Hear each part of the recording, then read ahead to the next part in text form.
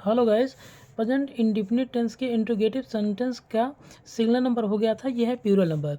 तो plural number मतलब बहुवचन करता। इस वाक्य में भी प्रश्नसूचक शब्द पहले की तरह आते हैं। जैसे क्या वे गांव जाते हैं, तो अब ट्रांसलेशन इसका हो जाएगा कि do they go village, go to village. ठीक है, do they go to village, है ना। इस वाक्य में ध्यान से देखें क्या के बाद वे आया है जो कि करता है।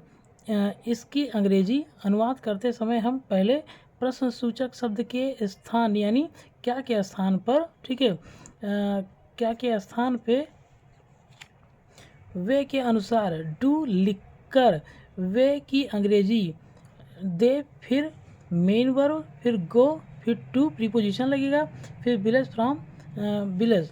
मतलब फॉर एग्जांपल जैसे क्या जाएगा, क्या वे गांव जाते हैं, तो do they go to village. अब यहाँ टू जो है वो प्रीपोजिशन है। जैसे कह दिया जाए कि क्या वे अपने मित्रों को पत्र लिखते हैं, तो डू दे।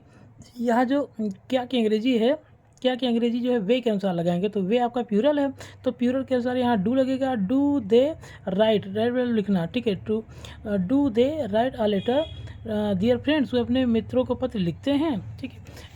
इसी में आ जाएगा।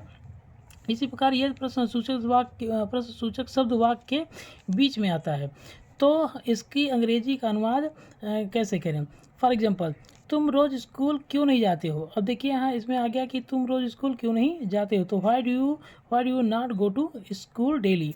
इस प्रकार के वाक्यों में यह प्रश्नसूचक शब्द वाक्य के बीच में आता है, तो हम सबसे पहले प्रश्नसूचक शब्द की अंग्रेजी लिखते हैं, उसके तुरंत बाद कर्ता यानी सब्जेक्ट के अनुसार डू या डस का प्रयोग करते हैं, फिर सब्जेक्ट अर्थात कर्ता लिखकर नॉट लगाते हैं। यदि नॉट है तो फिर मेन वर्ब यानी मुख्य क्रिया, फिर ऑब्जेक्ट